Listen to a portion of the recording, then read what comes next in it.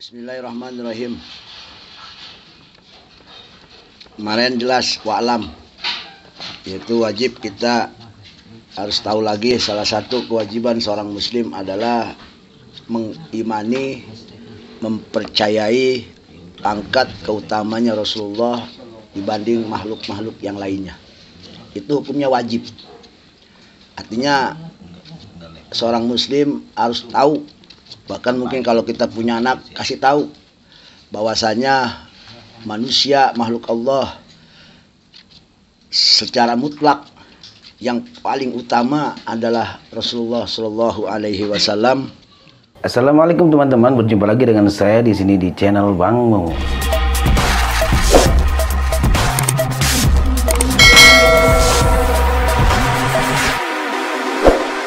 Jelas dalam selawat sering kita ucapkan Muhammadun Sayyidul Kaunaini was Saqalaini wal Fariqaini min urbin wa min ajami. Muhammadun Sayyidul Kaunaini, Rasulullah adalah pimpinan dunia dan akhirat. Yang namanya pemimpin berarti kan orang nomor satu. Bahkan bukan itu aja, wal Fariqaini, dua golongan. Siapa? Rajanya, pimpinan para manusia dan para jin. Jin pun dipimpin oleh Rasulullah. Bukan hanya itu juga, apa? Wasaqalaini, jin dan manusia, wal fariqaini min urbin wa min ajami. Wal fariqaini, manusia dan jin, wasaqalaini, fariqaini wasaqalaini, Sayyidu Saqalaini wal fariqaini min urbin wa min ajami, dan juga pemimpin daripada kaum Arab dan juga kaum bangsa selain Arab, Eropa, Asia, Afrika selain Arab. Berarti Rasulullah adalah pemimpin seluruh makhluknya Allah Subhanahu wa taala. Bahkan lebih jelasnya lagi, laulaka lama khalaqatul aflaq. Kalau bukan karena engkau wahai Muhammad, takkan kuciptakan alam dunia ini. Hadis qudsi tersebut jelas menjelaskan bahwasanya di situ Allah sangat memuliakan, sangat mengagungkan, meninggikan derajat Rasulullah Shallallahu Alaihi Wasallam. Alam saja tercipta sabab Rasulullah. Berarti semuanya alam, baik zahir maupun gaib, bahkan surga neraka pun tercipta sabab Rasulullah Shallallahu Alaihi Wasallam. Bayangin, berarti neraka sama surga bagi Rasulullah itu nggak pengaruh. Anak buahnya karena dia. Iya. Pantas kalau Rasulullah itu wajib kita beriman, bukan hanya beriman Rasulullah sebagai utusan Allah, juga beriman Rasulullah adalah manusia Abdul, yang paling utamanya makhluk. Ya. Derajatnya seperti itu. Setelah Rasulullah di sini dijelaskan sumal baqiyatul anbiya. Setelah Rasulullah baru derajat yang kedua dimiliki oleh para nabi Allah selain daripada Rasulullah. Yang kedua, pertama Rasulullah, yang kedua ulul azmi, kemudian para nabi yang lainnya. Ulul azmi itu kemarin Nabi Ibrahim, Nabi Musa, Nabi Isa, dan Nabi Nuh. Dan selebihnya baru di pangkat ketiganya ini dimiliki oleh para nabi selain yang tadi. Rasulullah pertama, kemudian yang kedua ulul azmi, yaitu Nabi Ibrahim, Nabi Musa, Nabi Nuh, Nabi Isa. Kemudian di Ibrahim, Musa, Isa, dan Nuh. Kemudian di bawah itu baru para nabi yang lainnya. Para nabi yang lainnya itu juga ma'ataput maratibihim indallah. Maratibihim indallah. Artinya martabatnya juga tentunya berbeda-beda. Ya, dari semua para nabi itu juga pangkatnya nanti ada yang lebih mulia. Gitu. Dipilih, ada pilihan lagi. Baru kemudian sumar usul ru'usaul arba'ah minal malaikat. Baru setelah itu pemimpin para malaikat yang 4 kemarin kita sebutkan, Jibril, Mikail, Israfil, Azrail, gitu. Ya. Nah, setelah itu summa baqiyatul kemudian tartibihim fil afdaliyah. Tetap yang 4 ini juga ditingkatkan lagi, siapa yang lebih ditinggikan dari yang 4 pemimpin para rasul ini, yaitu tentunya yang pertama fil afdaliyah Jibril. Jadi maka Jibril ini pangkat paling tinggi dari yang 4 ini. Kemudian Mikail, ya, Mikail. Kemudian Israfil, kemudian Azrail, cabut nyawa, pangkat martabat. Terus yang keempat ini, dari yang 4 ini dibagi lagi menjadi 4: Jibril, Mikail, Israfil, Azrail, sang pencabut nyawa. Aduh, ya. Israel sama Azrail sama ya. Nah setelah itu siapa di bawah malaikat yang 4 ini?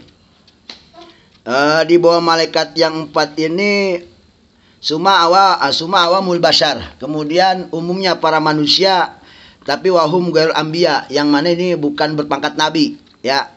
Fal murad maksudnya adalah auliyal bashar, pemimpin manusia. Setelah Rasulullah siapa? Khulafaur Rasyidin, yaitu Abu Bakar, Umar, Utsman, wa Ali. Kalau hebat berarti. Rasul, ulul azmi, rusul malaikat, kemudian para sahabat. Sahabat tapi yang 4. Dipimpin yang 4 ini. Pemimpin manusia setelah Rasulullah, yaitu Khulafaur Rasyidin, Abu Bakar, Utsman, Umar, dan Ali.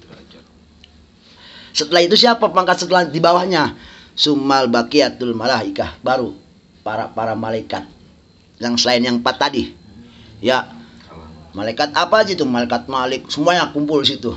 Di bawah para sahabat Khulafaur Rasyidin. Luar biasa berarti. Bayangin coba, seorang Khulafaur Rasyidin pangkatnya di atas malaikat, tapi bukan yang 4 ini. Ya. Sisanya yang 6 ya. Ya. Kemudian siapa lagi? Min awamihim wahum mutafadiluna, tetap daripada mereka juga, dari malaikat itu juga, malaikat secara umumnya juga itu ada yang dipilih lagi oleh Allah, siapa yang lebih mulia. Jadi punya martabat masing-masing, punya derajat, punya pangkat masing-masing. Ya. Nah, ini wahada tartibu thariqatul Maturidiyah. Ini pendapat daripada Imam Maturidiyah. Jadi Imam Maturidiyah itu pangkat-pangkat keutamaan manusia ciptaan Allah, makhluknya itu yang baru kita sebutkan ini, itu atas pendapat daripada Imam Al-Maturidiyah, termasuk ilmu kalam Al-Sunnah wal Jamaah, gitu. Ya, ini kaul yang rajih. Ala taqiq wa tariqul Asy'ariyah marjuha wa ya ba'da rusul. Nah, adapun pendapat daripada Imam Asy'ariyah, pendapat yang marjuhah, wa ya ba'da rusul ay gharu ulil azmi al anbiya sumar usal malaikah. Jadi kalau bedanya cuma di situ doang. Rasul, ulul azmi, kemudian usul malaikat, khulafaur rasyidin, baru para malaikat yang umum. Nah, itu pendapat Maturidiyah. Kalau Imam Asy'ari bedanya cuman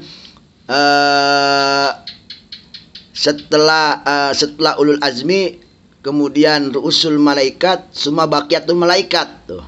Nah, baru para sahabat Nabi. Jadi para sahabat Nabi bontot. Ya, tapi kalau Imam Maturidiyah yang bontot itu umumnya malaikat gitu. Jadi cuma beda itu doang. Pangkat mungkin nomor 5 ya. Rasul, ulul azmi, rusul malaikat, sahabat, malaikat umum. 5 berarti ya. Berarti cuma boleh antara 5 sama 4 doang. Kalau Maturidiyah sahabat dulu, Khulafaur Rasyidin, baru malaikat secara umum. Kalau Imam Asy'ari malaikat dulu, baru para sahabat Khulafaur Rasyidin. Itu pangkat seperti itu. Kita nomor berapa? Wallahu alam. Malaikat bukan kita mah. Hamba Allah, kita hamba Allah. Udah masuk 10 besar, udah masya Allah luar biasa.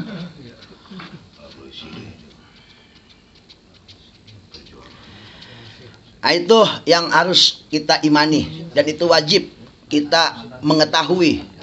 Bukan hanya mengimani, ya, beriman ada manusia paling nomor, juga harus tahu siapa manusia paling nomor 1 derajatnya. Itu wajib dikasih tahu. Ya. Jadi istilahnya king of the king-nya itu. Ya, kan setiap manusia punya raja.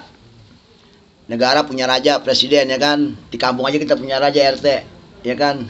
Di kelurahan kita punya raja lurah, di kecamatan kita punya raja pak camat, ya begitu.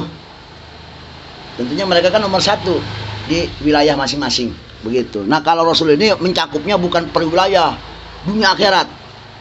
Sayyidul Qaulaini wasaqalain wal fariqaini min urbin wa min ajami. Itu jelas Rasulullah memimpin segala makhluk semuanya.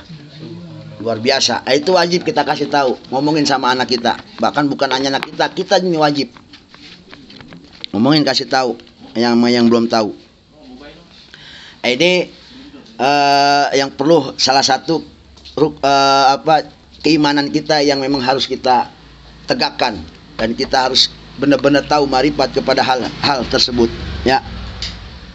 Secara mutlak Rasulullah ini secara mutlak artinya secara mutlak berarti tidak ada satu terkecuali pun makhluk Allah. Paling mulia adalah Rasulullah dari semuanya makhluk, mau segi apapun makhluknya, mau yang gaib, jin, setan, ifrit, semua Rasulullah pimpinannya. Itu. Terus dari segi manusia, wah udah jelas manusia semua, mau yang bagaimanapun. Bahkan orang Kristen pun Rasul itu rahmatul alamin, buat rahmat segala alam. Kenapa rahmat buat segala alam? Sampai-sampai non muslim pun hidup di dunia ini setelah ba'dah nubuahnya Rasulullah Islam damai semua. Didamain semua. Bahkan Rasulullah menjelaskan banyak hak-hak orang non muslim pun terhadap muslim harus dijalankan. Salah satunya tidak boleh mendolim hartanya. Kalau memang itu kafir dimi, nggak boleh. Bahkan kata Rasulullah, kalau sampai ada orang Islam nyolong atau umpama berbuat sesuatu yang tidak diinginkan akan harta orang kafir dimi, kafir yang memang damai dengan orang Islam, nyolong apa, maka itu sangkut pautnya Rasulullah yang akan turun tangan. Dilindungi HAM-nya, dilindungi hak asasi manusianya. Jadi kalau buat hak asasi manusia mah Islam mah jangan pakai diomongin lagi. Rasulullah ngajarin. Dari mulai Futuh Mekah itu, ya, dibilang kalau ente pengen selamat masuk ke rumah, kalau enggak masuk ke rumah Allah. Masuk ke rumah. Artinya kan kalau masuk ke rumah berarti kan dia enggak mau ngajakin perang, damai, enggak bertantang. Kalau dia keluar rumah berarti kan nantangin. Enggak dibunuh. Artinya tidak ada, Islam itu enggak keras. Islam itu enggak nyari musuh. Tapi kalau ada musuh Islam enggak kabur. Islam jangan cari musuh, tapi kalau ada musuh haram mundur setapak langkah pun. Begitu Islam. Itu Islam namanya. Islam enggak nyari musuh. Artinya ya ibarat macan yang tidur. Enggak diganggu ya enggak bakal ngegaruk, enggak bakal nerkam gitu. Tapi kalau macan diganggu, hati-hati gitu. Bahaya aja. Macan coba bayangin, siapa yang berani memacan? Padahal macannya ompong. Tetap macan tidur kalau ompong, tetap orang juga takut. Dia tahu kagak tuh ompong kagak. Cakarnya kan Ya. Ya kan yang ditakuti manusia kan 3 ya kan. Senjata walaupun kosong. Kita megang senjata nggak ada pelurunya, tetap kalau kita gini orang takut. Coba aja dah. Padahal ternyata kagak ada isinya. Kadang-kadang mainan aja orang takut, mainan senjata yang korek yang gede. Orang takut. Padahal kagak diisi, padahal dipencet api. Padahal kosong, tetap orang ngeliatnya ngedek-dek. Ya kan? Iya kayak polisi diri di depan apaan gitu, pegang laras panjang, isinya mah kagak ada, engkregannya dong tuh senjata. Isinya mah enggak ada. Tetap minggir orang lihatnya juga. Ya. Yang ke satu, yang kedua macan walaupun ompong. Macan walaupun ompong tetap orang takut. Oh aja masuk kandang macan kita. Ya macan walaupun ompong. Emang kita dasarnya kagak tahu kali itu kita masuk. Siapa yang berani? Belum dilihat masih bingkong. Iya. Siapa yang berani walaupun ompong? Yang ketiga, ini yang biasa sekarang, pemerintah walaupun tukang bohong. Orang takut. Coba siapa yang berani sama pemerintah? Dikit-dikit tangkap, dikit-dikit tangkap. Culik. Iya, emang begitu. Wajar, itu memang udah tabiat seperti itu, sunatullah itu. Makanya siapapun yang berani kalau pemerintah, ya siap-siap aja kan begitu istilahnya. Tapi konsekuensinya tergantung niatnya. Kalau memang kita niat untuk membela hak, menghancurkan kedoliman, nah tinggal mental kita berani enggak? Ayo, diberi adil sama pemerintah. Fitnahnya luar biasa. Kata Rocky Gerung kan, hoak yang terhebat adalah pemerintah. Ya benar, itu yang ditakutin oleh manusia. Pemerintah walaupun tukang bohong, jujurnya aja kita takut, apalagi bohongnya. Bohongnya kita takut. Pemerintah kan dia punya kekuatan segala-galanya. Iya. Nah, itu yang harus memang kita imani tentang masalah pangkat keutamaan Rasulullah Shallallahu Alaihi Wasallam. Jadi pangkat keutamaan itu wajib kita makrifat, mengetahui. Secara mutlak ya. Mutlak seluruh alam, berarti semua makhluk Allah selain daripada Rasulullah itu semua Rasulullah yang mimpin. Dan Rasulullah nomor 1. Dan banyak ayat-ayat yang menerangkan itu ya. Innahu laqul rasulin karim. Dan masalah ikhtilaf ulama itu tentunya kaulnya nggak bisa diterima. Seperti ada seorang imam yang berpendapat bahwasanya makhluk nomor 1 itu malaikat Jibril. Ada yang berpendapat, tapi itu kaulnya sungguh-sungguh ditolak oleh seluruh daripada ulama-ulama. Seperti Imam Jamakhsyari kalau nggak salah yang berpendapat seperti itu, yaitu yang dalam ayat innahu laqaulu rasulin karim ayat su'adda fi fadail Jibril fa inna wasfu fihi bi anna rasulul karim ila qauli aminun amin, tuh kan. Nah, ini kaul daripada sebagian ulama mengatakan utama malaikat Jibril, tapi ini kaulnya tentu waqad khuriqa fi dzalika al-ijma' wala dilalata fil ayat lima adahu dan al-maksud mihan nafyu qaulihim. Itu. Satu udah masalahnya wajib kita mengimani keutamaan pangkat Rasulullah Shallallahu Alaihi Wasallam.